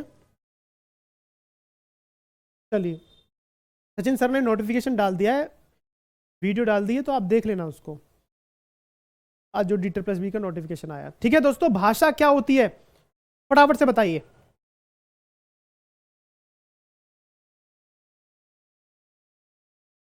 हाँ जी, तो भाषा लोग हैं, भाषा से व्यक्ति संपर्क बनाते हैं, भाषा से व्यक्ति प्रतिक्रिया देते हैं। मतलब इसका हो जाएगा अंतः क्रियात्मक विचार, ठीक है। देखो, लोग का मतलब हो जाएगा यहां पर भाषा लोग है, मतलब अंतः क्रिया करके ही लोग एक दूसरे से भाषा को सीखते हैं, ठीक है। अंतः क्रिया करके लोग एक दूसरे से भाषा सीखते हैं, मतलब ये इससे सीख रहा है, ये इससे, ये इससे, ठीक है। इस तरह से ये इससे, ये इससे, ये इससे, ये इससे, इस तरह से ये सारे के सारे एक दूसरे से मतलब अंतः क्रिया करके भाषा सीख रहे होते हैं। तो भाषा लोग हैं, भाषा से व्यक्ति संपर्क बनाते हैं, ठीक है, भाषा से व्यक्ति प्रतिक्रिया देते हैं। तो यही क्या होता है दोस्तों, अंतः क्रियात्मक विचार होता है। क्या होता है, अंतः क्रियात्मक मतलब आपस में एक दूसरे से क्रिया प्रतिक्रिया देकर, भाषा के माध्यम से क्रिया प्रतिक्रिया देकर विचार विमर्श करना, अपने विचारों को दूसरे के सामने रखना, दूसरे के विचारों को आत्मसात या ग्रहण करना, इस तरह से कहते हैं, ठीक है। तो यहां पर भाषा लोग हैं, ये पूरा बताया कि अंतःक्रियात्मक है। अब भाषा क्या है दोस्तों, जिस माध्यम से हम अपने भावों विचारों को दूसरों तक पहुंचाते हैं, ठीक है, और दूसरों के भावों को हम समझ सकते हैं, ये भाषा होती है। और भाषा की कुछ विशेषताएं दोस्तों, पूछा जाता है कि भाषा सामाजिक संपत्ति है, ठीक है, भाषा अर्जित संपत्ति है, ठीक है, ठीक है, भाषा सर्वव्यापक है, सब जगह व्याप्त है, ठीक है, भाषा सतत प्रवाहमयी है, यानी कि लगातार प्रवाह बहती रहती है, बदलती रहती है। भाषा संप्रेषण मूलतः वाचिक होता है, यानी कि भाषा का जो संप्रेषण है मूल रूप से वाचिक यानी कि मौखिक, ठीक है, जो भाषा का जो मूल रूप है वो मौखिक है, बोलकर है, ठीक है, क्योंकि शुरुआती जो भाषा थी वो बोलकर ही प्रयोग की जाती थी, ठीक है। ओके रिपोर्ट जी, आशीर्वाद, बहुत बहुत सारा आशीर्वाद। ईश्वर से प्रार्थना करते हैं कि आपका सीटेट पास हो जाए और 2024 में ही आपकी सरकारी जॉब लग जाए, ठीक है, कहीं जाके स्कूल में जा पढ़ो, कहीं पर अच्छी तरीके से सरकारी मैडम मास्टर जी बन जाओ। स्कैनिंग एक पठन गतिविधि है, ठीक है, स्कैनिंग एक पठन गतिविधि है जो शिक्षार्थियों को मदद करती है इच्छित जानकारी निकालने में, उनकी शब्दावली को समृद्ध करने में, भाषाई बिंदुओं पर दक्षता विकसित करने में, शब्दों के अर्थ जानने में। तो बताइए फटाफट से दोस्तों कि स्कैनिंग क्या होता है।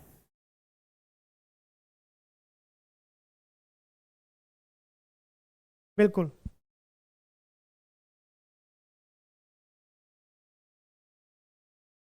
हाँ जी, बिल्कुल जी, हम भी आपको बहुत मिस करेंगे दोस्तों।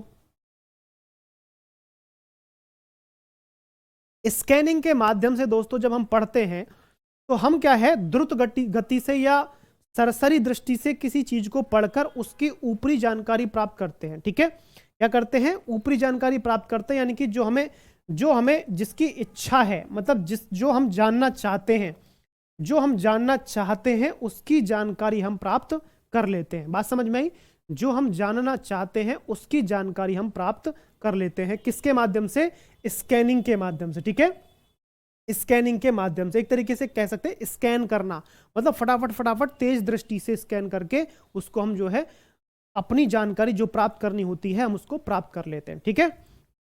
चलिए, तो स्कैनिंग एक पठन गतिविधि है जो शिक्षार्थियों को इच्छित जानकारी निकालने में मदद करती है। स्कैनिंग का अर्थ है विशिष्ट जानकारी की तलाश में, विशिष्ट जानकारी की तलाश में पूरे पाठ को शीघ्रता से देखना, ठीक है, पूरे पाठ को शीघ्रता से देखना, ठीक है।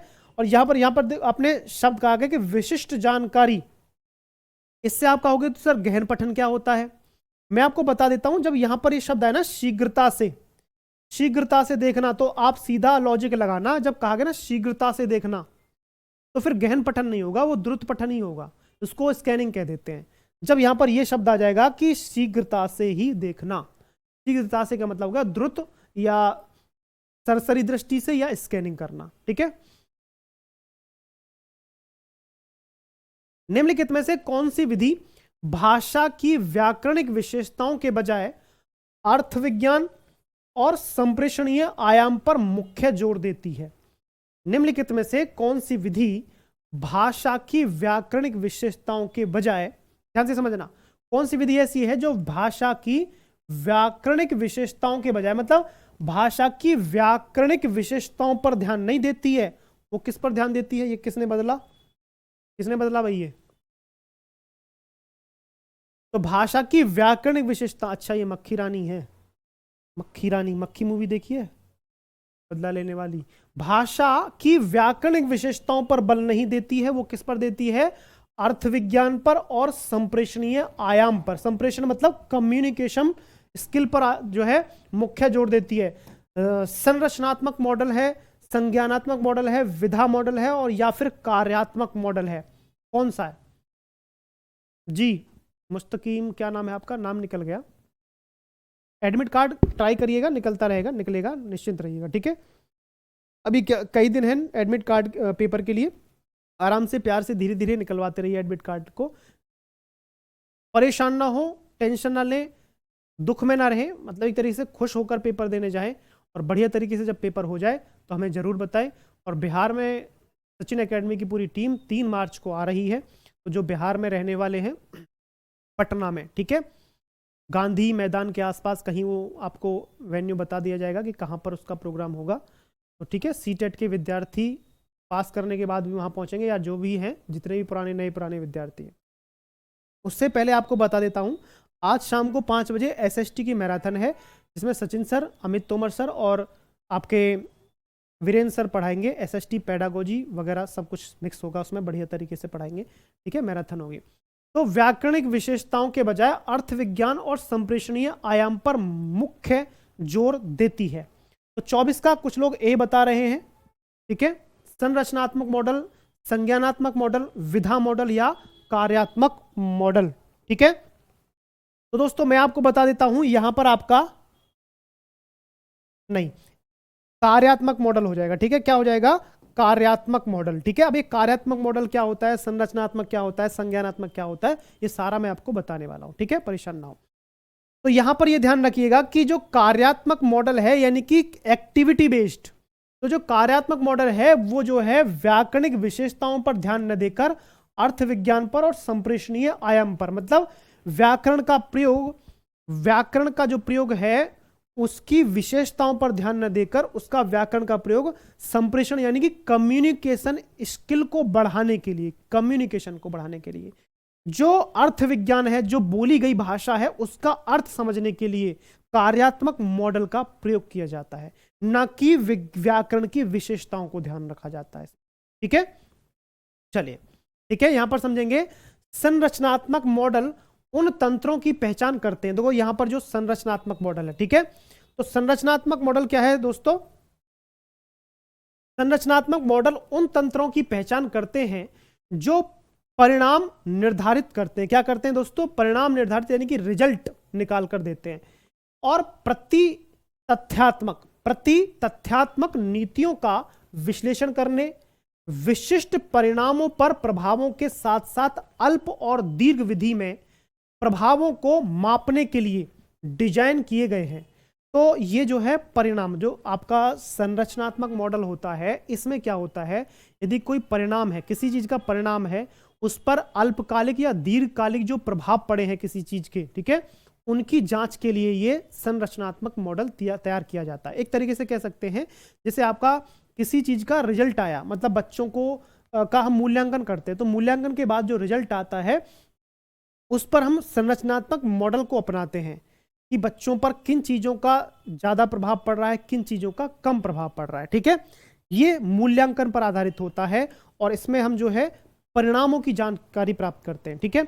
इसके बाद हम करते हैं दोस्तों संज्ञानात्मक मॉडल, विचार और मानसिक। तो जो यहां पर जो लिखा है ना संज्ञानात्मक, संज्ञानात्मक का मतलब होता है जो है मस्तिष्क से जुड़ा हुआ, ठीक है, मस्तिष्क से जुड़ा हुआ होता है संज्ञानात्मक मॉडल, ठीक है। विचार और मानसिक संचालन का, विचार और मानसिक जब संज्ञानात्मक आएगा तो समझिएगा विचार और मानसिक संचालन का एक सैद्धांतिक दृष्टिकोण, जो देखी गई घटनाओं के लिए, किसके, जो देखी गई घटनाओं के लिए स्पष्टीकरण प्रदान करता है, अज्ञात भविष्य के बारे में भविष्यवाणियां करता है। संज्ञानात्मक मतलब समझ पर आधारित। Negative positive word Sachin sir ने पढ़ा दी मेरे बच्चे, अब क्यों टेंशन ले रहे हो, ठीक है। चलिए, कथन ए और बी पर विचार करें। शिक्षक को कक्षा में यथासंभव मौन रहना चाहिए। पहला कथन कहा गया है कि शिक्षक को कक्षा में यथासंभव मतलब जितना जरूरी हो सके चुप रहना चाहिए। शिक्षार्थियों को यथासंभव अधिक से अधिक भाषा का प्रयोग करने के लिए प्रोत्साहित किया जाना चाहिए। तो पहला वाक्य समझ में आया। दूसरा कहता है कि उचित उच्चारण सीखने के लिए रंगीन चार्ट और रंगीन व्यंजन छड़ का उपयोग किया जाना चाहिए। ये अवधारणाएं क्या दर्शाती हैं? सब लोग चुप हैं, चुप्पी चुप, तीन तोतली थी ना, वो हम तो तुप्पी हैं, कहते ना वो तरेला, तरेला तो तड़बे हैं, हाँ हमने तो धीमे थोते, हम तो तुप्पी हैं, तीरा तीरा तीरा तारा ताए ताए ताए पत्रो पत्रो पत्रो। तो तीनों जो है यहाँ पर उनसे कहा गया था कि चुप रहना है।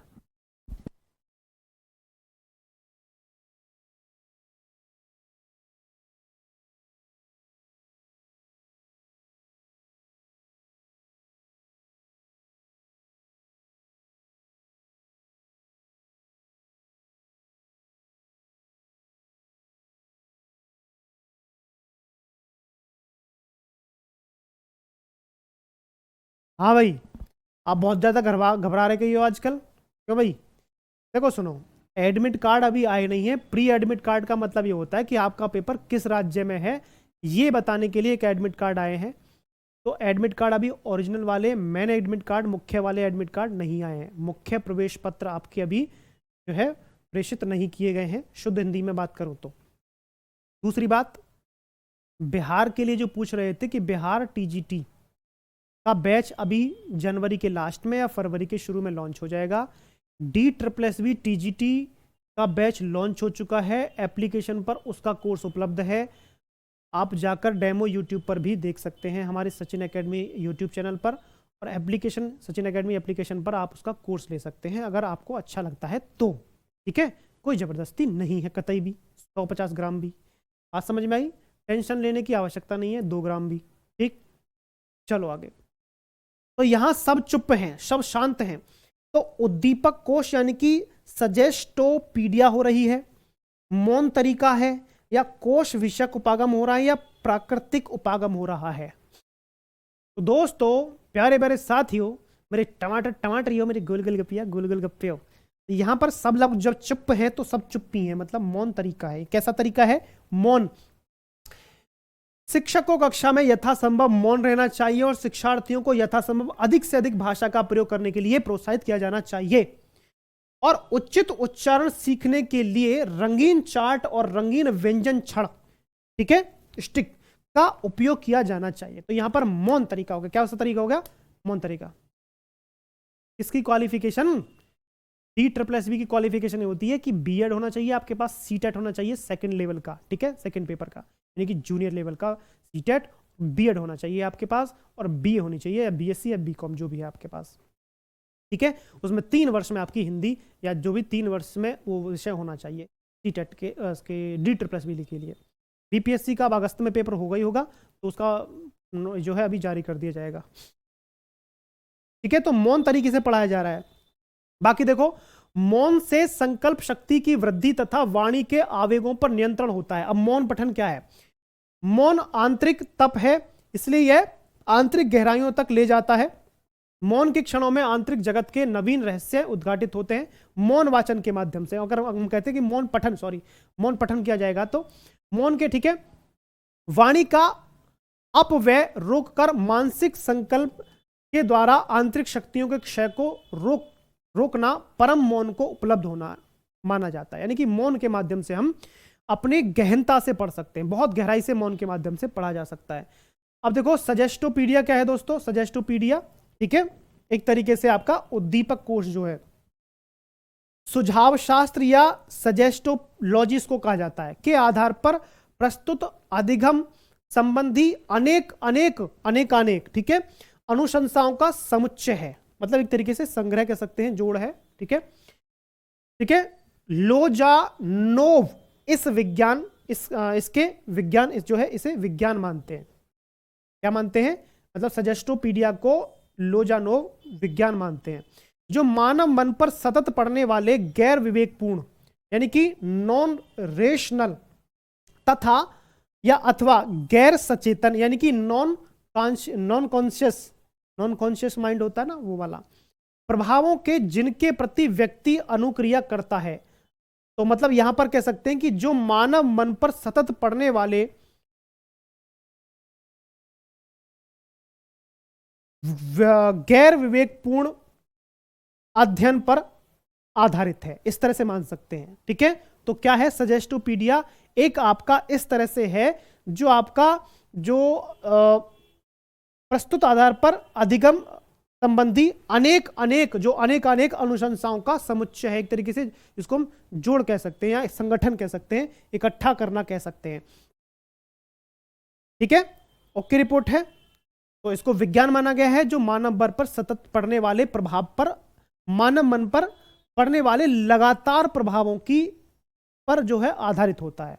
ठीक है, सजेस्टोपीडिया।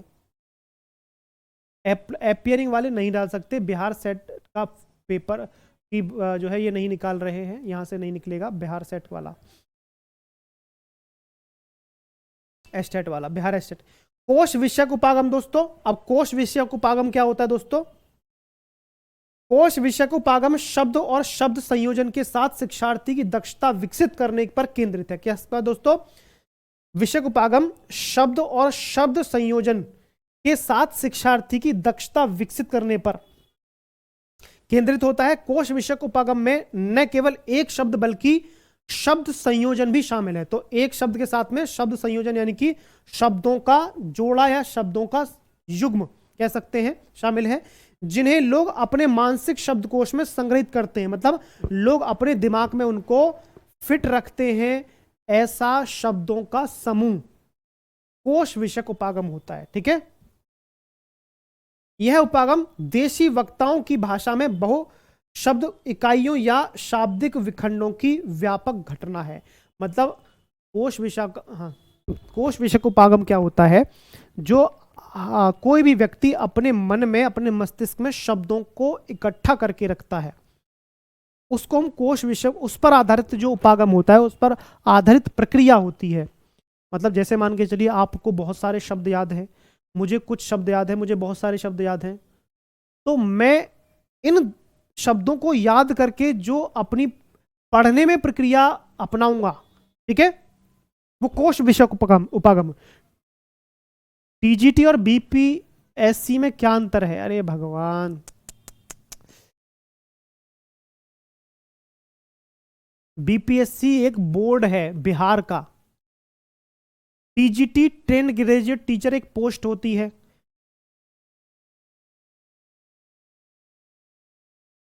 बीपीएससी एक बोर्ड है बिहार का जो भर्ती कराता है, और टीजीटी एक पोस्ट होती है जो सभी राज्यों में निकलती है कक्षा 9 से कक्षा 10 तक के अध्यापकों के लिए। ठीक है, चलो आगे।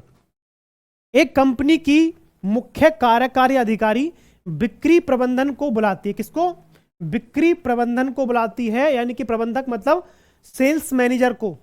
तो एक कंपनी की जो मुख्य कार्यकारी अधिकारी है या सीईओ कह सकते हैं, सीईओ, वो जो है अपनी कंपनी के सेल्स मैनेजर को बुलाती है, बिक्री प्रबंधक को बुलाती है, और नियम पुस्तिका यानी कि रूल बुक जो होती है, रूल्स बुक जो होती है, तो रूल पुस्तिका, ठीक है, अपने विभाग में सबको पढ़ने के लिए कहती है। तो जो सेल्स मैनेजर से क्या कहती है कि अपने विभाग में सबको पढ़ाने के लिए कहती है कि मैनेजर साहब एक काम करो, ये रूल्स बुक जो है, नियम पुस्तिका है, अपने विभाग में सबको पढ़ाओ। तो ये किस तरह का काम किसमें किया जा रहा है? क्षैतिज संप्रेषण है, लंबवत संप्रेषण है, सर्पिल संप्रेषण है, या विकर्ण संप्रेषण है? किस प्रकार का कम्युनिकेशन है ये? मैं बिल्कुल आपको बहुत बहुत मिस करूंगा, सभी को बहुत ज़्यादा मिस करूंगा, और याद रखूंगा कि कुछ बच्चों ने मुझे बहुत परेशान किया था, पर परेशान के साथ साथ सम्मान और प्यार भी बहुत दिया था। ठीक है, DSSP PRT के लिए क्वालिफिकेशन होती है, सीटेट होना चाहिए आपका प्राइमरी लेवल का, और PRT यानी कि आपके पास कोई DLED, BLED, JBT, BTC कोई डिग्री होनी चाहिए। ठीक है, वो डिग्री होनी चाहिए आपके पास।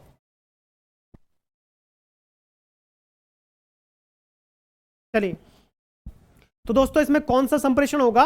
यानी कि एक मैनेजर जो है, मतलब एक सीईओ जो है अपने मैनेजर से कहती है कि जो है आप इनको जो है अपने विभाग में, क्या दोस्तों कहा गया ना, अपने विभाग में, तो अपने विभाग में सबको पढ़ने के लिए इस जो है नियम पुस्तिका को दे दो। ठीक है, अब ये कैसा संप्रेषण है? यानी कि सेल्स मैनेजर को कहा गया है। अब सेल्स मैनेजर मतलब सेल्स डिपार्टमेंट में यानी कि बिक्री विभाग में सबको पढ़ने के लिए कहा गया है। तो दोस्तों ये लंबवत संप्रेषण होगा। कैसा? लंबवत संप्रेषण होगा। मतलब सेल्स मैनेजर, सारे सेल्स मैनेजर पढ़ते हैं इसको, ठीक है। सारे सेलिंग वाले सब लोग इसको पढ़ेंगे। अब इसको हम थोड़ा और डिटेल में समझ लेते हैं। तो दोस्तों यहां पर आपका, हाँ आई आई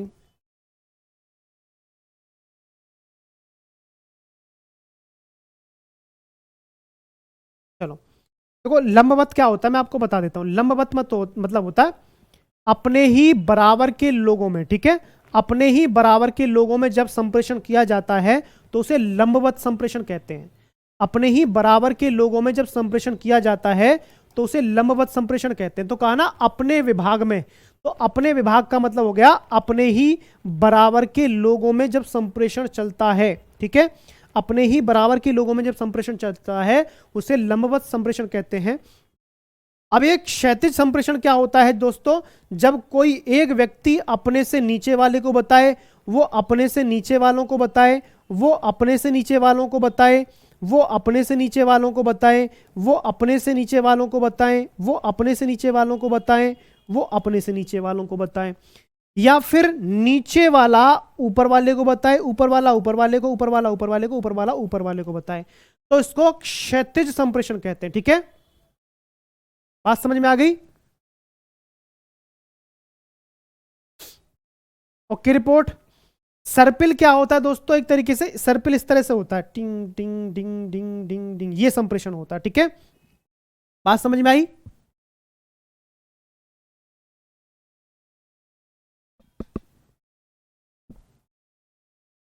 चलिए आगे बढ़ते हैं।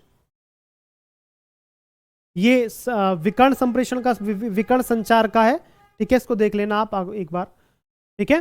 तो विकर्ण संचार क्या होता है? बहु दिशात्मक संचार, ठीक है, संचार को संदर्भित करता है जिसमें क्षैतिज, ऊर्ध्वगामी और अधोमुखी, अधोगामी, उपागम, तो इसमें क्षैतिज भी आता है, ऊर्ध्वगामी भी आता है और अधोमुखी भी आता है, ठीक है।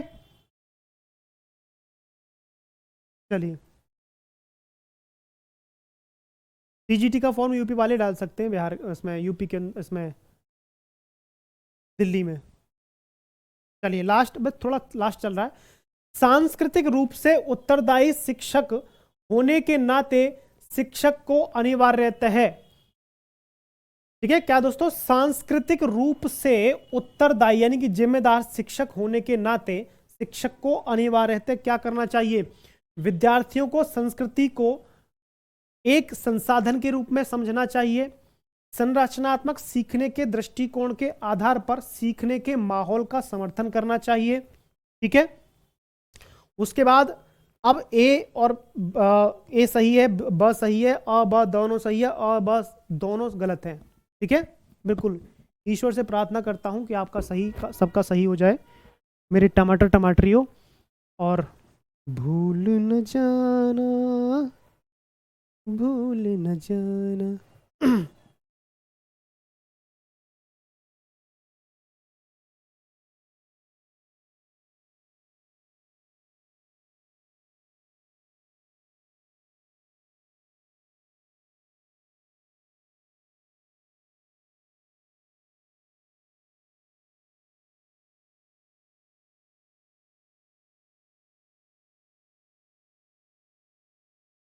नहीं,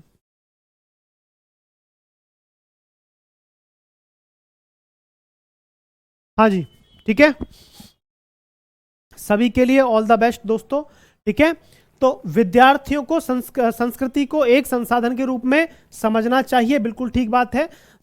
रचनात्मक सीखने के दृष्टिकोण के आधार पर सीखने के माहौल का समर्थन करना चाहिए, दोनों भी ठीक है। तो उत्तर आ जाएगा आपका सी, यानी कि अ और ब दोनों सही हैं, ठीक है।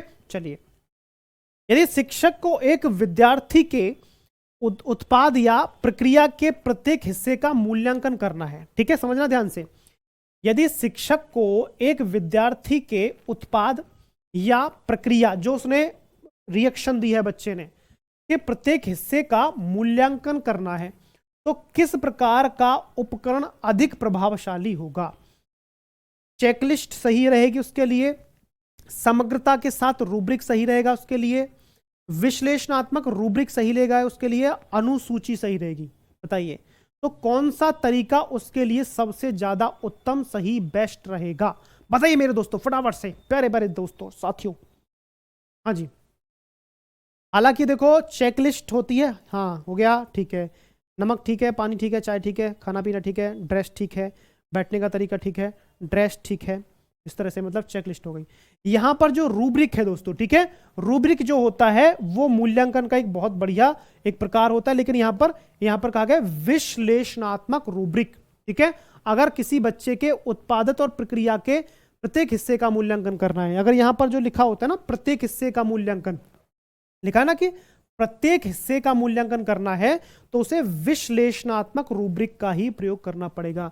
रूब्रिक क्या होता है? एक तरीके से ये चार्ट टाइप में होता है, मतलब रूब्रिक लिखा होता है, इसमें खाने बने होते हैं, इधर से इधर, इधर से इधर, कि उसका ये तरीके, ये ठीक है, यहां से ये वाला, ठीक है, इस तरह से ये इस तरह से ये चार्ट होता है, नाम वाम लिखे रहते हैं।